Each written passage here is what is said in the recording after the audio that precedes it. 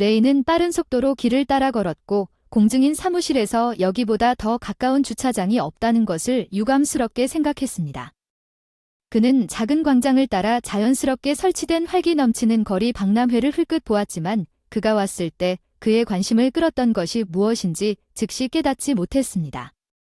가까이 다가가서 그는 장신구와 구슬 작업을 파는 12세쯤 된 어린 소녀를 발견했습니다. 요즘 많은 아이들이 아르바이트를 하는 것은 놀라운 일이 아닌 것 같습니다. 그녀 옆에 서서 그녀의 장미가 달린 팔찌 중 하나를 가져갔을 때 레이는 목이 조여졌고 그가 1년 동안 그에게서 쫓아냈던 기억은 그의 6살 난 딸 니콜도 시도했던 끔찍한 힘으로 그에게 무너졌습니다. 그런 팔찌를 엮었지만 이제 그녀는 사라졌습니다. 거의 1년 전에 그녀는 자동차 광선의 바퀴 아래서 죽었습니다. 딸의 죽음에 대해 자신을 비난했습니다. 만약 그가 주의가 산만해지지 않았더라면 그 소녀는 단 1분 동안이라도 전화 통화를 하고 살아 있었을 것이기 때문입니다. 아이가 공을 치기 위해 길가에 있는 운동장 울타리에서 뛰쳐나가는 데는 한순간도 충분했고 그날 차에 치이는 일도 있었습니다. 레와 그의 아내 도로시는 죽음보다 더 큰 슬픔이 없기 때문에 그들의 삶이 끝난 것처럼 보였습니다. 하지만 최악의 상황이 눈앞에 있었습니다. 왜냐하면 그들은 이 모든 것이 무의미하다는 것을 이해하고 심지어 그 악몽을 생각하고 기억하지 않으려고 노력하면서도 먹고 마시고 숨쉬기 위해 살아야 했기 때문입니다.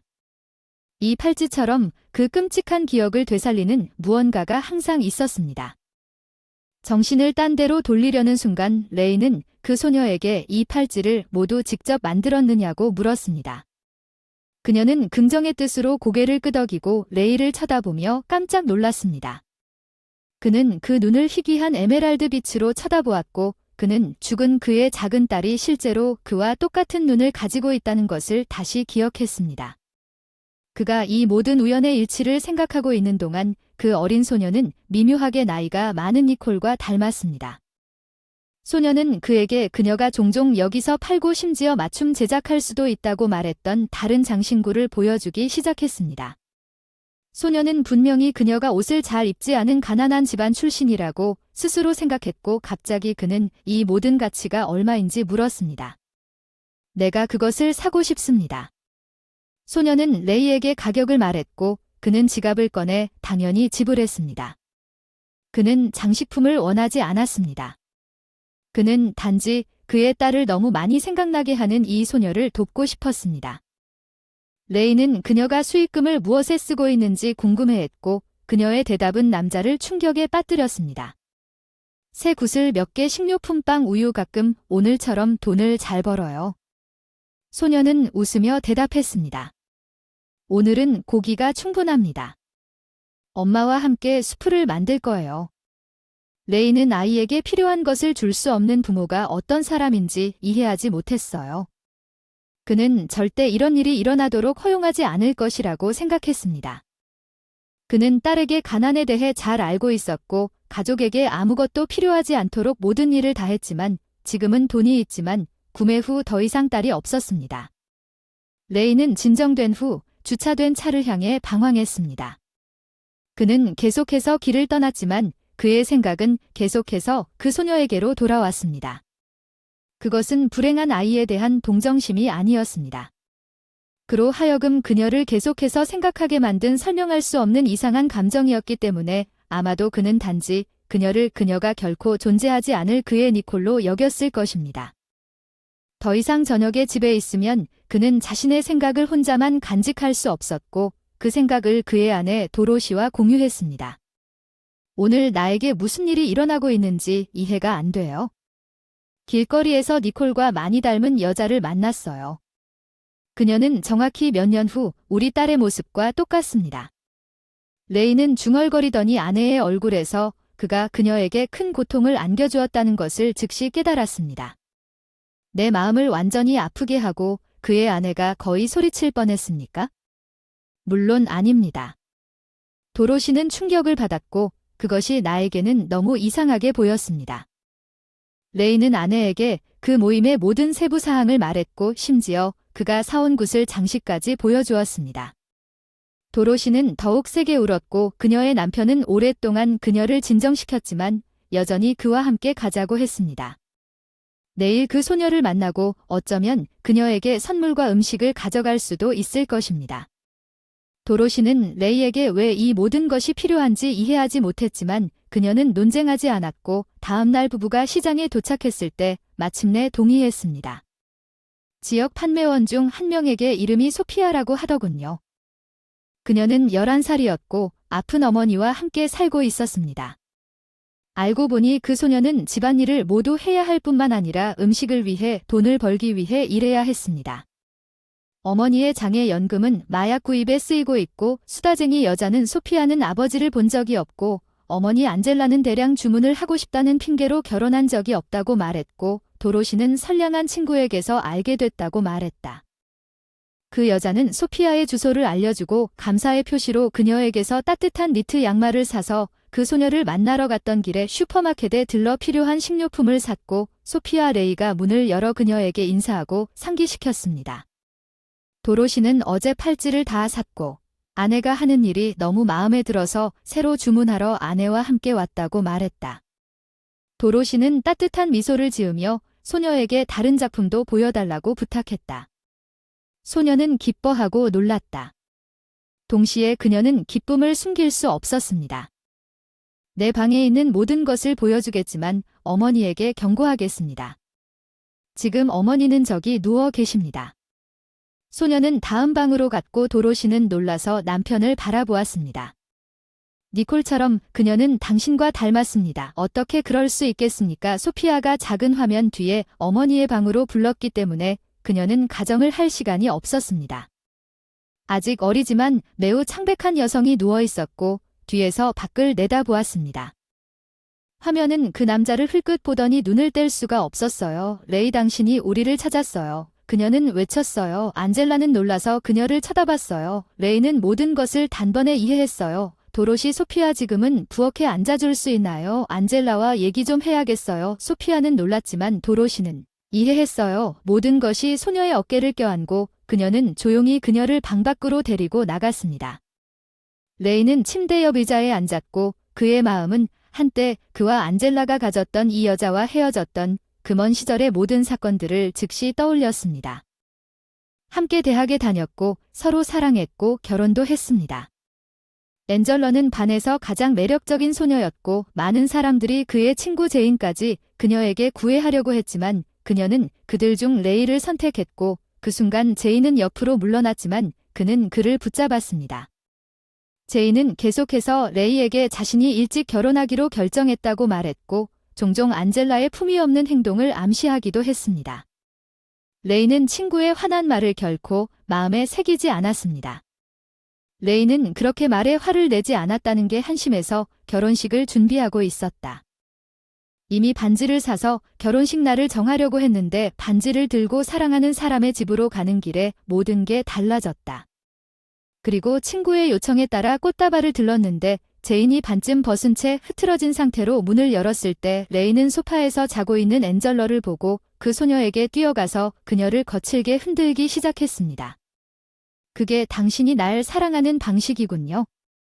그녀를 지켜도 돼. 난 더 이상 그녀가 필요하지 않아. 레이가 무기력한 분노 광선으로 소리쳤어. 무슨 일인지 일관되지 않게 중얼거리는 안젤라. 그는 그녀도 술에 취했다고 판단하고 혐오감에 몸부림치며 아파트에서 뛰쳐나오더니 처음에는 모든 것이 안개 같았습니다.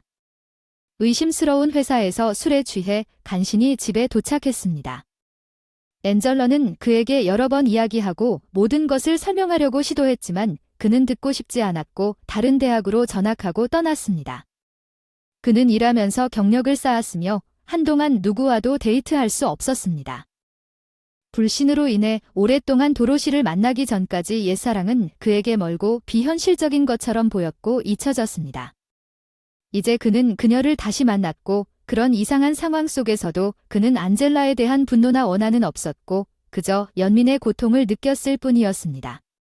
단 한 가지 질문으로 안젤라 미안하지만 실수로 여기 와서 소피아는 내 딸이지. 그렇지 않니? 그녀도 너와 꼭 닮았지. 방금 임신에 대해 말하려고 했는데 결과가 이렇게 나왔어. 제인이 어떻게 설정했는지는 모르겠지만 레이는 설명을 다시 듣고 싶지 않았습니다. 지금은 설명이 의미가 없기 때문에 안젤라가 잠깐만요. 결국에는 제가 곧 사라질 테니 당신이 저를 나쁘게 생각하지 않기를 바랍니다. 이 세상에서 온 거지만 내 말은 그게 아니고 내가 널 속인 게 아니야. 제인이 나를 자기 집으로 불렀어. 그는 내가 온다고 했고 내가 왔을 때 그는 나에게 수면제와 차를 좀 줬어. 방금 일어났어. 기분이 너무 안 좋아. 노력해봤어. 당신에게 모든 것을 설명하려고 했지만 당신은 나에게 기회를 주지 않았고 나는 기분이 상해서 아기와 함께 혼자 살기로 결정했고 내 병만 아니었다면 그렇게 했을 것입니다. 레이는 그의 전 애인을 바라보며 삶이 그들을 그렇게 불공평하고 잔인하게 대했다는 것을 믿지 못한 그는 안젤라에게 어떻게 그녀를 도울 수 있는지 물었고 안젤라의 병은 치료할 수 없으며 도울 수 있는 것이 아무것도 없다는 것을 깨닫고 얼마 전에 자신이 잃은 딸에 대한 슬픔에 대해서도 이야기했습니다. 안젤라는 레이에게 진심으로 공감했습니다. 왜냐하면 아이를 잃는 것은 세상에서 가장 최악의 일이었기 때문이고 그녀 자신도 이제 소피아에게 무슨 일이 일어날지 단 한 가지만 걱정했습니다. 그녀가 죽으면 그 소녀는 고아원에 보내질 것이기 때문입니다. 제가 죽으면 부탁드리겠습니다. 소피아를 떠나지 마세요. 그녀를 당신 자신에게 데려가십시오. 당신은 알다시피 그녀는 당신의 딸입니다. 그녀는 당신에게 어떤 문제도 주지 않을 것입니다. 그녀는 영리하고 모든 것을 스스로 할 줄 압니다. 내 딸이 좋은 손에 있다는 것을 알고 내가 평화롭게 죽을 수 있게 해주세요. 도대체 뭐야? 물론 소피아가 우리와 함께 살 것이고 당신의 아내도 동의할 것입니다. 그녀는 아주 좋은 것 같아요. 그녀에게 전화했어요. 그녀와 이야기하고 싶어요. 레이는 일어서서 안젤라의 차가운 뺨에 키스하고 나갔고 그는 도로시에게 들어오라고 했습니다. 안젤라와 그도 의자에 앉아 그의 딸 소피아를 열심히 바라보았습니다. 당신도 알다시피 우연찮게도 제가 당신의 아버지입니다와 우리 어머니는 당신이 언젠가 올 것이고 우리 모두 함께 할 것이라고 말했습니다. 어떻게 될까요? 이제 내 아내는 어때? 그녀는 너무 착해서 복잡해 해야 하지만 우리 모두 함께 할 거라고 약속해. 레이는 그녀의 어머니가 곧 세상을 떠날 것이라는 것을 그 소녀가 알고 있다는 것을 이해했지만 그녀의 거대한 녹색 눈에는 희망이 빛나고 있었기 때문에 그는 그것을 할 수 없었습니다.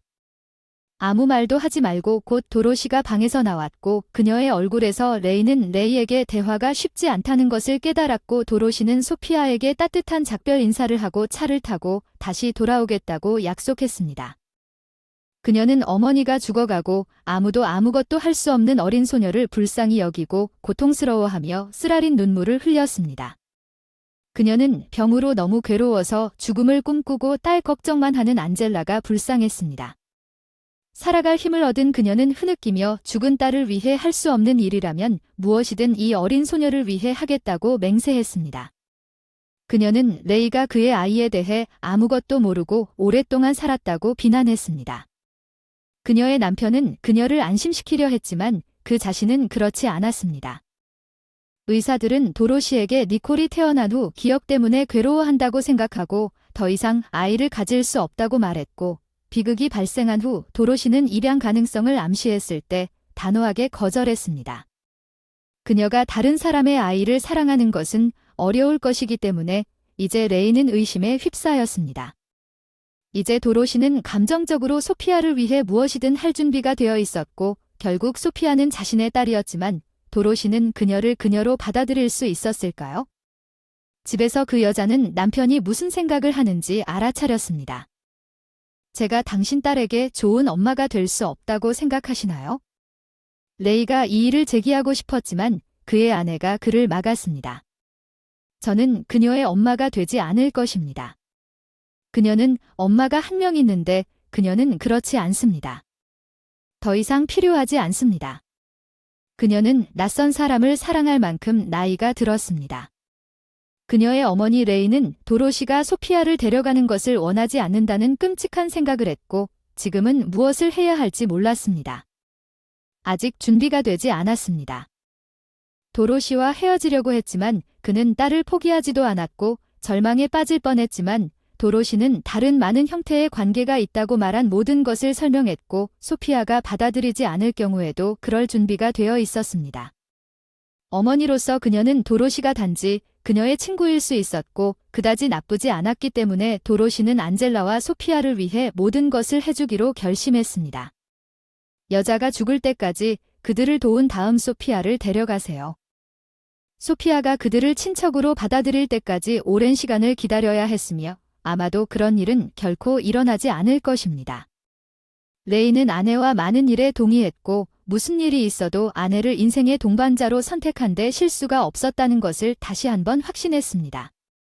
그는 소피아가 내린 모든 결정을 받아들일 것입니다.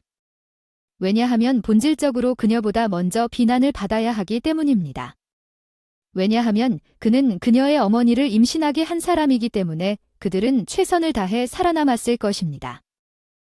어쩌면 전체 상황이 질병을 너무 똑같이 힘들고 복잡하게 만들었을 수도 있습니다. 소피아 사이의 대화는 다음과 같습니다. 그날 저녁 그 소녀는 침대 끝에 앉아 어머니의 손을 잡고 아버지에 대해 묻기 시작했습니다. 무엇보다도 아버지가 결혼했으니 어떻게 함께 살 수 있을지 알고 싶었습니다. 어머니는 진지하게 바라보았습니다. 소피아 딸, 내 아버지가 발견되어서 기쁘지만 더 이상 아버지가 필요하지 않아. 내가 고아원에 보내지지 않고 내 아버지와 그 아내와 함께 좋은 가정에서 살 수 있다는 걸 알기에 나는 편히 죽을 수 있어. 그 사람은 아주 착하고 친절한 여자예요. 그 사람은 제 어머니가 되어주실 건가요? 하지만 난 오직 당신만을 원해요. 자기야, 그건 불가능하지만 어머니는 절대 죽지 않고 아이들의 마음속에 영원히 남는다는 걸 기억하세요. 나는 항상 당신 마음속에 그리고 도로시와 함께 있을 거예요. 좋은 친구가 될 수 있습니다. 그녀는 확실히 당신을 이해할 것입니다. 그녀는 자신의 딸을 잃었고 사랑하는 사람의 상실이 무엇인지 알고 있으며 당신에게 불가능한 것을 요구하지 않을 것입니다. 안젤라는 흐느끼는 딸에게 사악한 남자가 어떻게 그녀와 사파이어의 아버지와 사파이어의 아버지를 잔인하게 분리했는지 말했습니다. 그녀도 그도 일어난 일에 대해 책임을 지지 않았습니다. 그것은 운명이었습니다. 하지만 이제 그녀는 소피아가 여전히 행복할 것이라고 확신했습니다. 그리고 당신이 도로시 엄마에게 전화하고 싶다면 나는 화를 내지 않을 것입니다.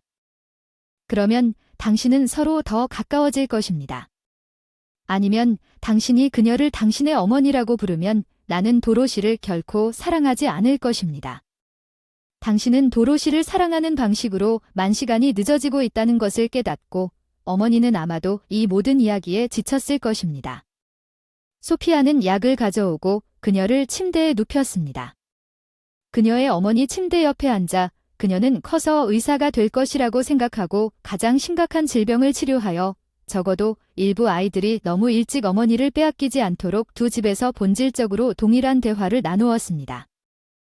이 슬픈 이야기의 모든 참가자들에게 다음 날 레이는 친자 관계를 준비하러 갔습니다. 아무도 도전하지 않았기 때문에 어렵지 않았습니다. 그리고 레이와 도로시는 모두에게 고통스러운 날들을 자주 방문했습니다. 도로시는 안젤라에게 많은 것에 대해 이야기했습니다. 소피아에 대한 모든 것을 가장 작은 세부 사항까지 찾으려고 노력합니다. 도로시가 자신의 미래 역할을 위해 어떻게 책임감 있게 준비하고 있는지 확인합니다. 안젤라가 진정되었습니다. 소피아는 새 친척들에게 너무 천천히 익숙해졌습니다. 그들은 종종 아버지와 함께 산책하러 갔습니다. 소녀는 점점 더 생각했습니다. 어머니 없이는 좋은 삶이 그녀를 기다리고 있었다. 어머니의 임박한 죽음에 대한 생각으로 그녀는 잠을 이루지 못하고 겁에 질려 있었습니다. 6개월 후 마침내 여자의 상태가 매우 나쁘다는 것을 깨달았습니다. 도로시는 종종 안젤라와 소피아의 집에서 밤을 지새우다가 어느 날 잠에서 깨어났습니다. 위로 도로시는 안젤라가 사라진 것을 깨달았습니다. 그 여자는 지친 얼굴에 평화로운 미소를 지으며 침대에 조용히 갔었습니다. 소피아는 일어나 어머니의 머리맡에서 오랫동안 울다가 그녀가 데려가질 때까지 도로시는 그 소녀를 그녀와 레이의 집으로 데려갔습니다. 안젤라의 장례식이 끝난 후 그녀는 공식적으로 레이와 도로시의 딸이 되었지만 그녀에게 매우 애착을 갖게 되었지만 어머니에게 전화하지는 않았습니다. 그녀는 가끔 도로시가 그녀를 이름으로 부르는 것에 기분이 상하지 않았는지 물었고 그 여자는 항상 그렇게 말하면서 소녀를 안심시켰습니다. 그녀는 모든 것을 이해했고 그들이 단순히 좋은 관계를 갖고 있다는 사실에 행복했고 그 관계가 너무 훌륭해서 낯선 사람들은 도로시가 소피아의 생모가 아니라는 사실을 전혀 몰랐습니다. 그러다가 몇 년이 지난 어느 날 도로시는 여전히 오랫동안 기다려온 의붓딸의 소식을 들었습니다. 어버이날에 난 항상 친구들과 선생님들 앞에서 너를 엄마라고 불렀지만 결코 죽지 않은 눈으로 오늘은 너의 모든 사랑에 감사드리고 싶다. 엄마 사랑해. 우리 딸 도로시가 처음부터 소피아를 성급하게 안아줬어. 나는 당신을 내 자신처럼 사랑했습니다. 영원히 가버렸어.